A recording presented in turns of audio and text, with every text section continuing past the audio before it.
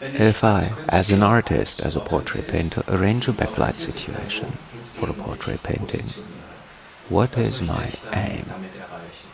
Do I want to break the barriers between you and the model? Do I want to break open the image space for you? Or do I want to create a distance between you and the portrait person? And do I want to separate the image background, the narrative surface, cut it off? Or do I want to emphasize it and integrate it by that? It's indeed interesting to try to understand art. These were attempts to understand the formal language of art, how it is meant in the sense of a pictorial language.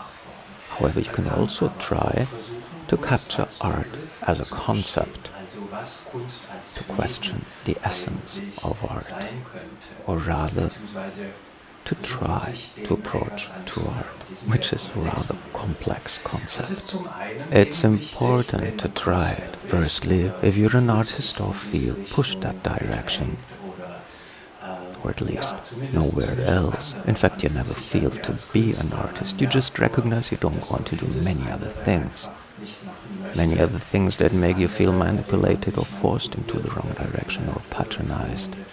Art significantly means mental and emotional freedom, and as well, intellectual freedom. So you have to learn how to apply art. The talent that you have is a treasure chest, it's buried somewhere, and you want to find it. You want to know how to open it when you work, so that it just happens. This mystery is thousands of years old, it's reflected in the muses. You implore them so they may come to you. Art may come upon you.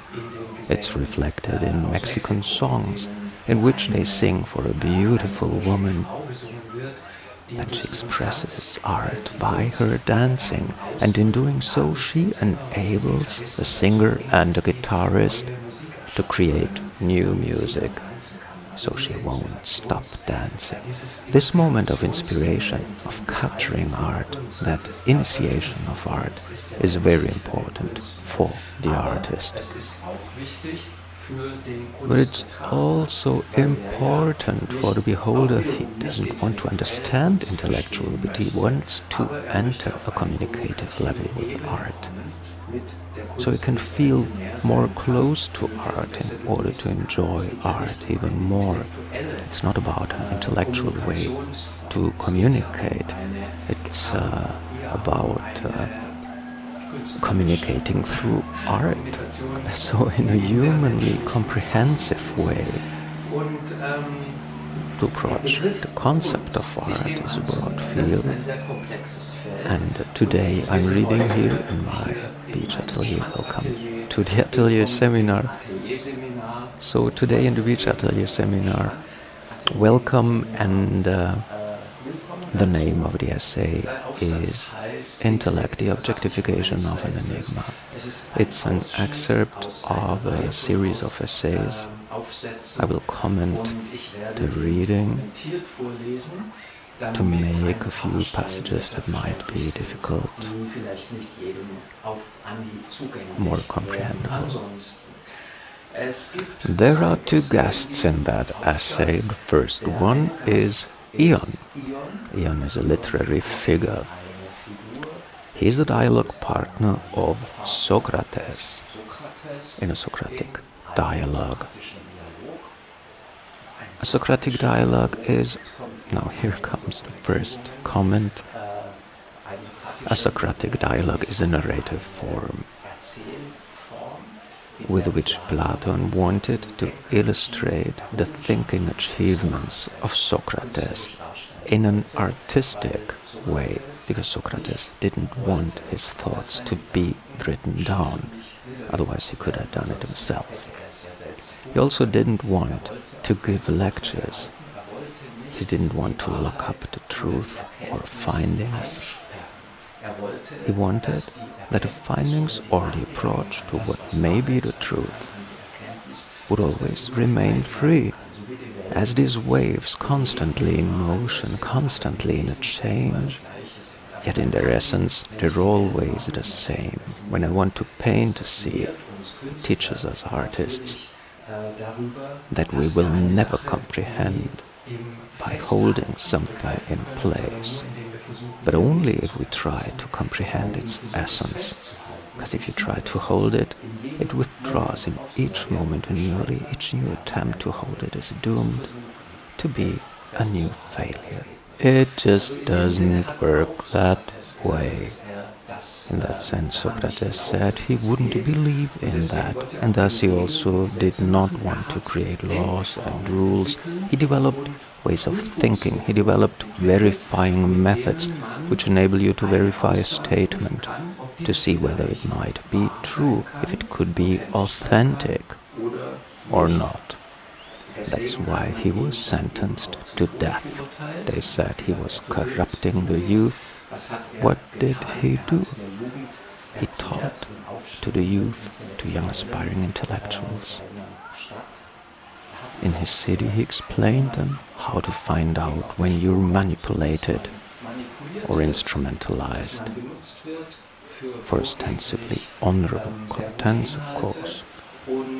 By the use of his methods, you can decide yourself what's right or wrong. And that's why they just killed him.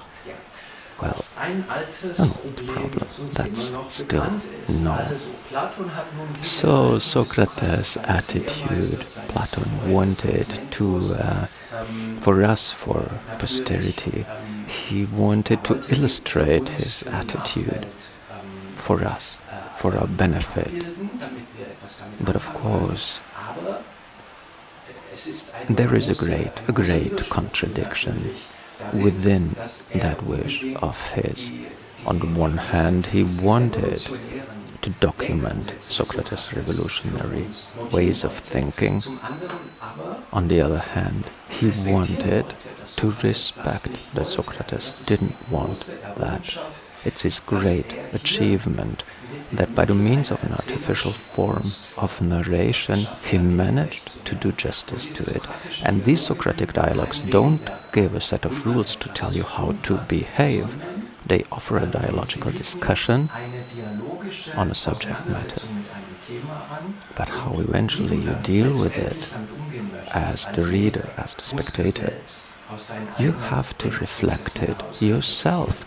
And that is great art, that he could convey that by inventing an artistic narrative form. And here in that dialogue with Ion, Socrates always talks to someone, and together they reflect upon a certain subject. They reflect a certain issue.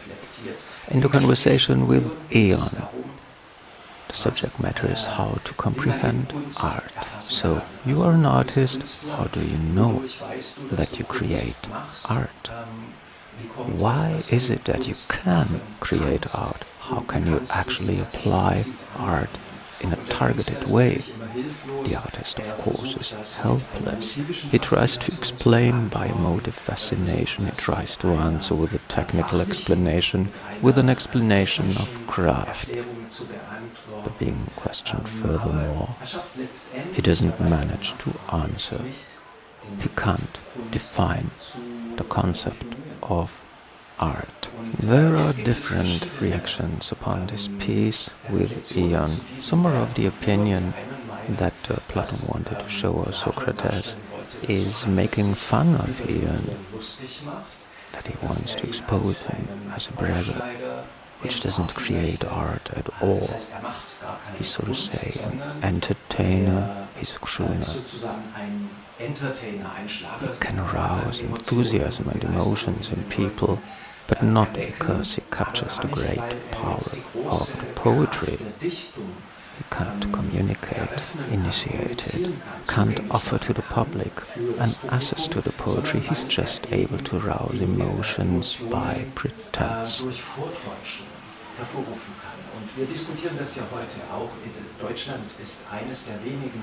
There is an expression in the German language which offers us a closer consideration.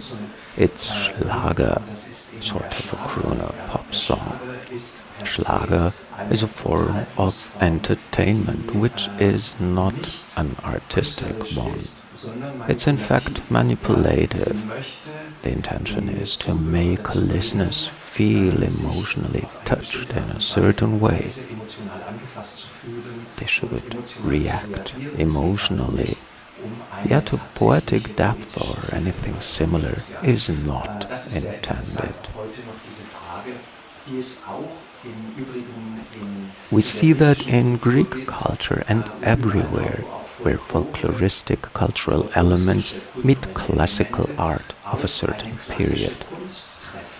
Thus we question on which point we actually see rituals, traditions, or rather what I just classified as Schlager, or in fact art, referring to a poetic depth and reflecting people's cultural authenticity of a certain epoch. Well, these are fascinating aspects which we can unfold on Eon. Yet again, there is no rule how Eon has to be understood, so you really should reflect it yourself. Second guest in my little lecture is Maria Callas. Maria Callas is a very important artist. I tend to consider her still contemporary, though sadly she passed away yet in 1977. Ingeborg Bachmann called her the greatest artist of this world or of our time. And that's remarkable, as Ingeborg Bachmann was an exceedingly remarkable poet herself. She was a poet, an original creative artist, so she created art that didn't exist beforehand. She created poetry that wasn't there before. In the hierarchy of artists, the actor, so to say, would be ranked lower, as he's a performing artist. And thus he applies art or expresses art formally. He gives access to art on a communicative level to the audience. But he doesn't create this piece of art. Art had been created beforehand by the artist.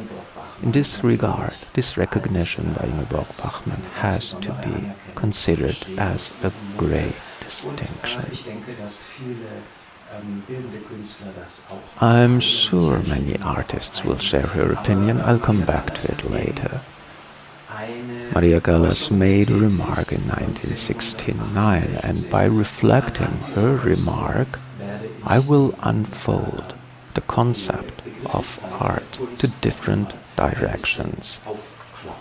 So, these are two persons, the protagonists. I'll just read it now for you, and if necessary, I will make a comment when it's necessary or helpful.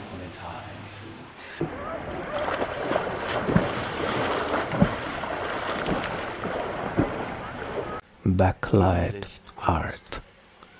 Objectification of an enigma. Reflections on the artist's compass. Starting point, Platon's Eon, and a quote by Maria Callas. Repeatedly there is that thought that I'd like to capture. It has a little to do with Eon by Platon, yet it goes beyond that. The artist, whether exclusively a poet or representative of another art form, he does not only transfer, for example, a historic idea into words or a visual perception to a two-dimensional depiction, but rather receives something which could, in the broadest sense, be considered as enigmatic or supernatural, or at least as unexplicable, depending on the intellectual or ideological concept of a society in a particular period. A divine or spiritual connection might be supposed, or as well a particular way of perception, not only of what's earthly limited, but of the universal, holistic whole. In a rather sober and enlightened mindset, you might suggest a poetic intuition, or a poet's sensitivity, or simply talent, that certain something.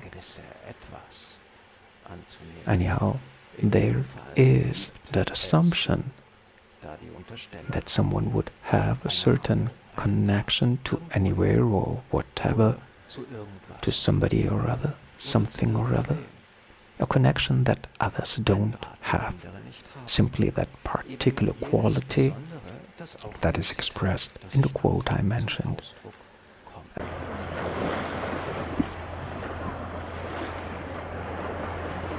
The quote that I mention here is by Bechley and Gräser. In their lexicon of terms of philosophy of antiquity, they explain the term art as a creation that's initiated by a natural starting material, a naturally occurring material, a stone, a color, or a piece of wood. And this natural element is crafted by a human being. Due to this process, the created form is no longer natural. It's rather something that nature won't create itself. By this direction, we approach to the concept art.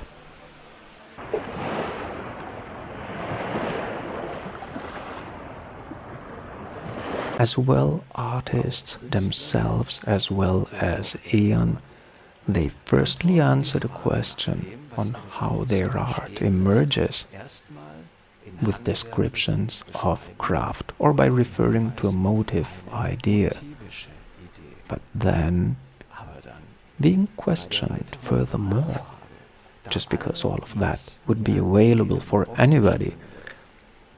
Yet not anybody can let emerge what should be called art. He confesses to have no idea. The enigma, the suggestion of something undefinable as an ingredient added to craft, continues and remains. It should be noted that the artist which is questioned not only refuses to answer, as Ian did. Another aspect is he can't guarantee that art is happening, a proof of his ignorance of the eventual recipe or of its targeted application.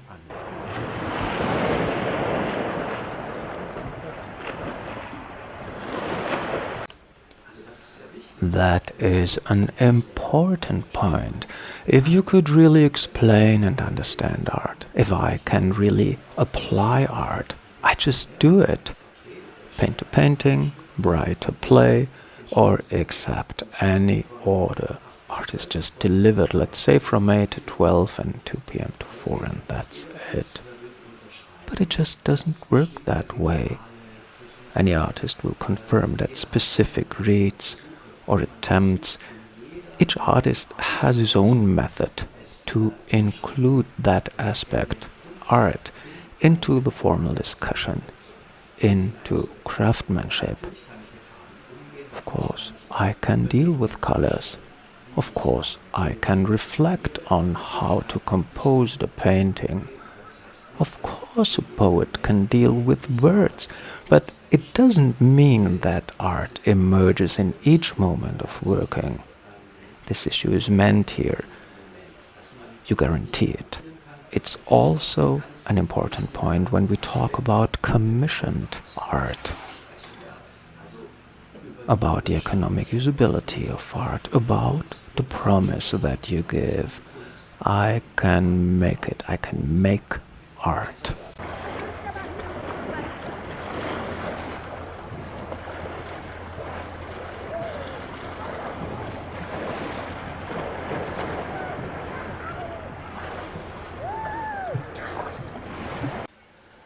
quote a wonderful artist which happens to be in that quandary.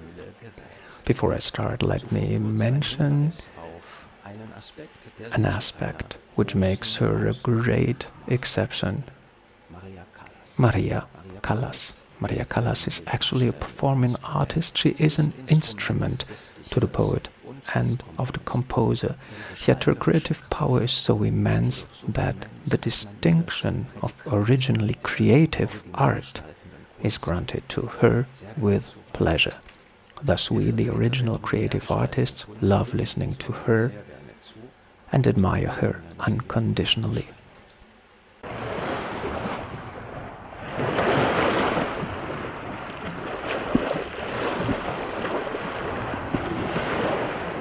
What is meant by that? As I said before, there is this distinction. There's creating art, original creative art, and applied art and performing art. There are, however, performing artists which unleash such power due to their work that as a result we attest to them a part of the creation. Sometimes we even say he or she actually brings it to life, even gives unexpectedly access to another level. Eventually, we say only he or she can achieve the essence of this piece, or even reflects totally unimagined aspects of this piece. Eventually, we even feel this piece can't be completed anymore if this particular performing artist won't be there anymore.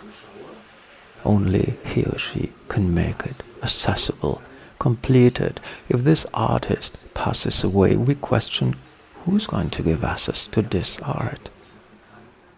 Who will deservingly achieve its formal completion? Who will make it fully enjoyable? In this way, Callas is recognized as an artist in completeness. That's the exception. Of course, there are others too. Of course, not to this extent.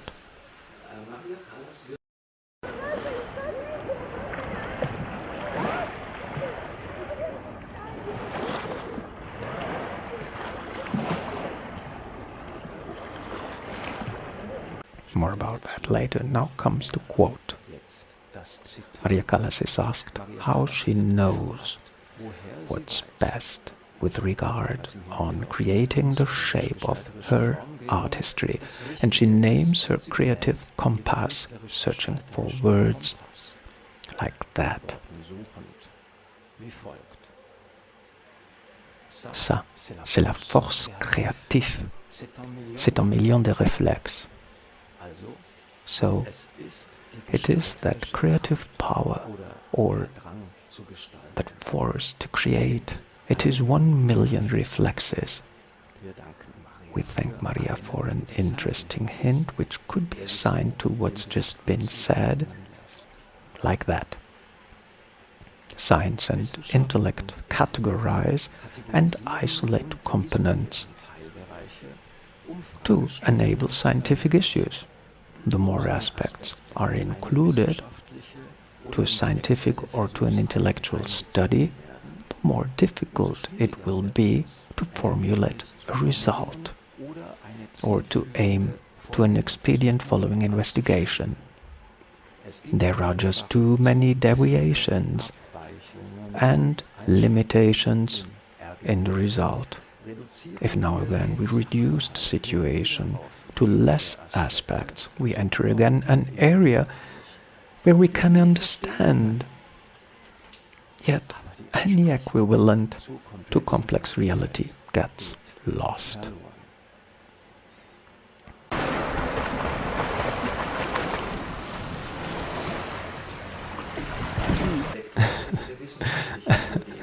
Each intellectual, each scientific study needs parameters being fixed. If I take 3 sorts of bacteria, I can observe how they interact. If I put all bacteria of the whole world together on a test field, it will be useless to expect any useful result. This means the complexity of this entire world won't be reflected in scientific studies. Science just works if you use reduced elements. Similar to breeding tests, you expect a result of only a few components. This is why it's a big question if and when science actually can be useful as a reference. Certainly, we experienced many times that laboratory intelligence, as for the whole world, eventually serves no purpose. Didn't Einstein say that? Didn't he say he didn't want what finally resulted from his findings? Regarding the entire complexity of the world, findings from the laboratory won't work. It turns out differently. Unexpected aspects emerge, aspects which in the laboratory's sterility won't occur. In art, of course, it's the same, only if we reflect upon the world in a humanly holistic way, we possibly approach to what art in its complexity may be.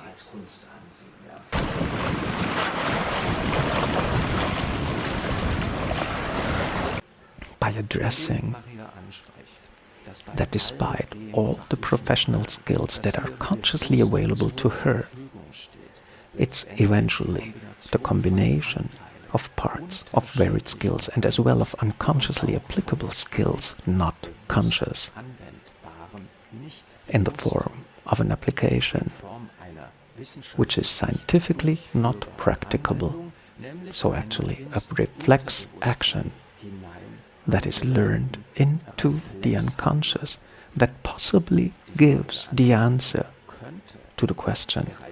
She enriches the discourse by a very intellectual idea. What she says does mean that we might be able to understand intellectually how that works, but our brain performance is not sufficient enough to deal with such complex procedures. In the attempt to understand, we isolate sub-areas and talk about the one or the other technique or idea, and by self-admitted inability to reflect complexly, we're thus doomed to failure.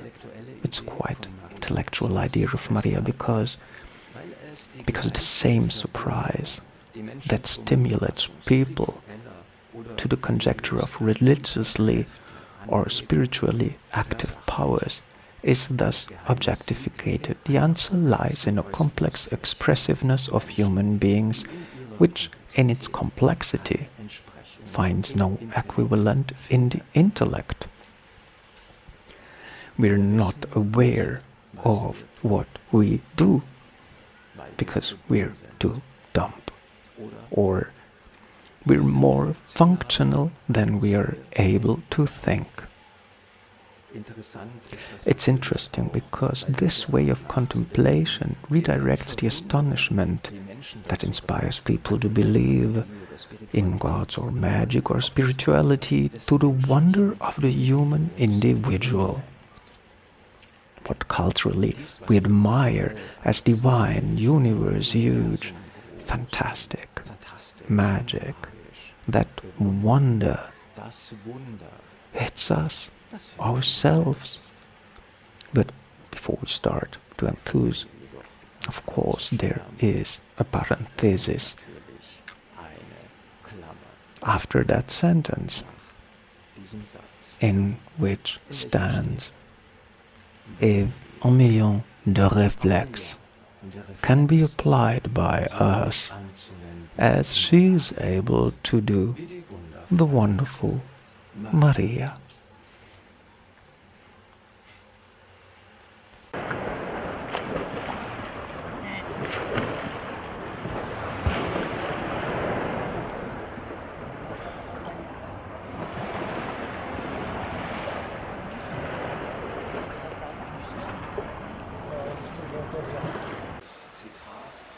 In advance of the mentioned sentence, Maria Callas makes another remarkable statement.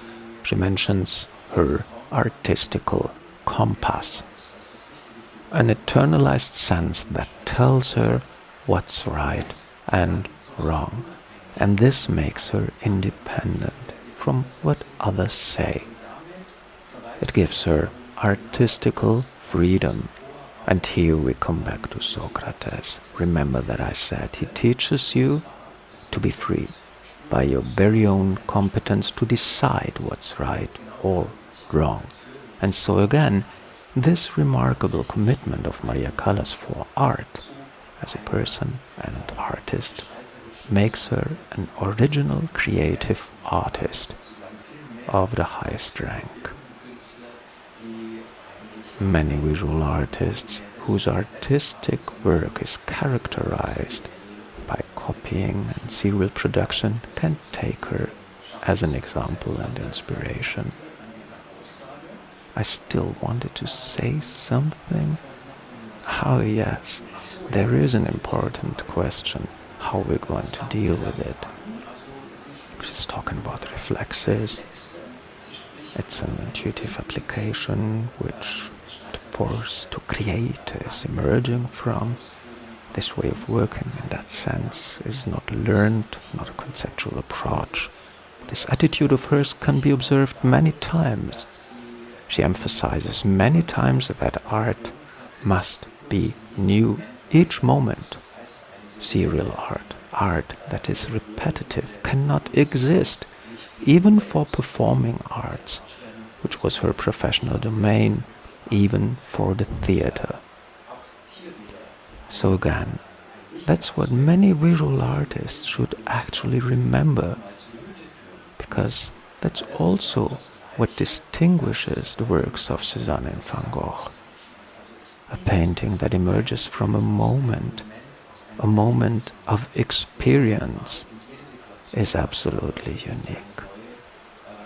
In another experience situation, it will be different. If the inner question is solved, fascination dissolves.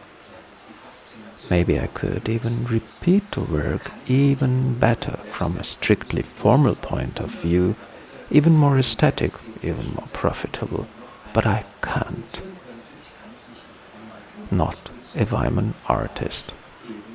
I'm bound to the moment's first fascination. All of this is expressed here. Finally, I wanted to emphasize that. And now comes the factual question. How do we deal with it if we work on ourselves? How will we apply un million de réflexes? That would be a question for you, for the comment field. Of course, I developed my own ideas over the years. Maybe you have an idea yourself. How can an artist work on that? Or someone who wants to work for the art, who loves art. I'm anxious to hear your ideas, and so I can keep mine. I thank you very much for having been my guest in this speech atelier seminar. I think the subject is inexhaustible and fascinating. Please subscribe to my channel. I hope you will find other interesting stuff. If you visit my channel, I'm very grateful for your thumbs up if you liked it, and now I have to reveal the answer to the question. What is the portrait painter's intention if he arranges a backlight situation for a portrait painting? Does he want to break the barrier between you and the image space? Does he create a distance by means of dark appearance and reduced recognizability? Does he emphasize the background by chromatically separating it? Or is it the intention to reduce the importance of the landscape by contrasting and thus emphasizing the protagonist, the portrait person, to this extent? So what is the intention of of that backlight idea. Backlight isn't used so often, I use it all the time, always found it very fascinating, and now I will answer. Of course it is both, and all of these different intentions. It's contradiction. Intentions are positioned opposite, and it depends on the weighing how to achieve a contradictive completeness, in which formal counterpart elements interact. I can act contradictional, I can break open the format by backlight, and in the following I can withdraw by means of chromatic or compositorical formal discussions. Contradiction, I said it before when I talked about Plato, is a means artists are capable to deal with. It's a key element of artistic work, something artists are more capable of than others, much more than in science, if I may include art or science, but no. Art is not science, because science is always limited, restricting, while art is opening up to all sides. So here is the distinction. As my beloved Professor Ursula once said, we can position us in between, so we can work contradictory. We can take different viewpoints concurrently.